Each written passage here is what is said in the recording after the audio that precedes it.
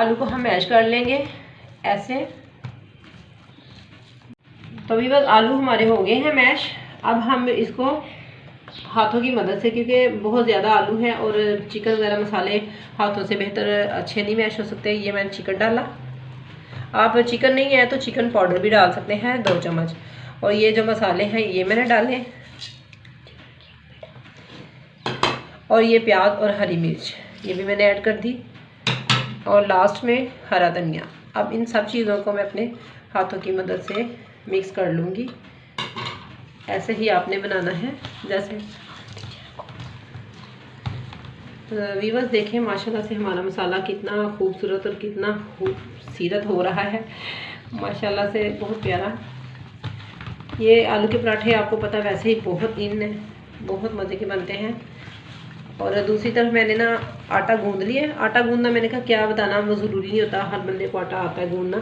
तो आटा मैंने नमक डाल के तो गूंद लिया था। अब ये मैंने बना लिया है इसका मटीरियल। अब हम बनाते हैं, मिक्स कर लिया हमने इसको अच्छे से।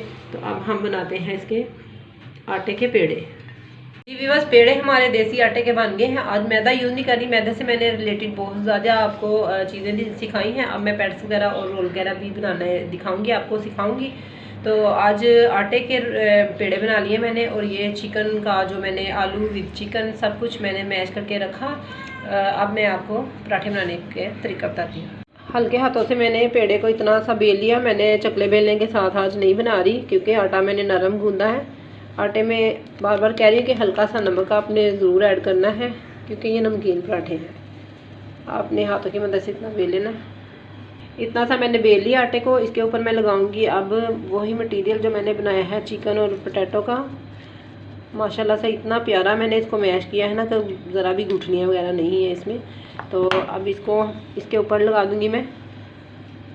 वो जोड़ लिया दोनों को, किनारे हमने हाथों की मदद से ऐसे बेल लिए हैं। अब थोड़ा थोड़ा हाथों की मदद से ऐसे ही बड़ा करती जाऊँगी। तो तवा मैंने हल्की आंच पे रखा था, गर्म हो गया है। उसके ऊपर मैं लगाऊंगी हल्का सा ऑयल, ताकि हमारी रोटी चिपके ना।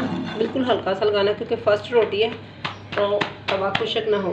अब हम हाथों की मदद से थोड़ी सी रोटी को बड़ा करेंगे और बिस्मिल्लाह तवे पे डाल देंगे। मेरी ये बड़ी बुरी आदत है कि मेरे पराठे बहुत बड़े बड़े बन जाते हैं, बाद दफ़ा तवे से भी बड़े बड़े बन जाते हैं। तो छोटे बनाने की बहुत कोशिश करती हूँ, लेकिन ये है कि खान साहब के साथ रहते रहते पराठे भी खाऊँ जैसे बन रहे हैं। तो व्यूअर्स, एक तरफ से हमारा पराठा माशाल्लाह से देखें पक गया है। यहाँ से महसूस हो जाता है कि यहाँ से जब ये कलर आ जाए तो एक तरफ से रोटी पक गई है।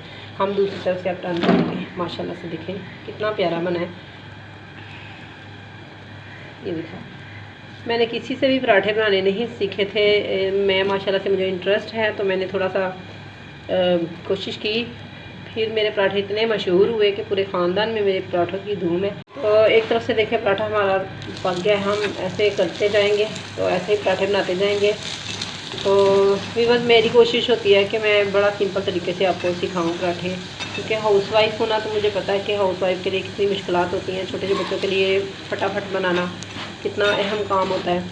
तो देखें बहुत प्यारा पराठा हमारा बन गया, कितनी प्यारी इसकी लुक आई है। तो ऐसे ही हमने सारे बनाने हैं, देखें।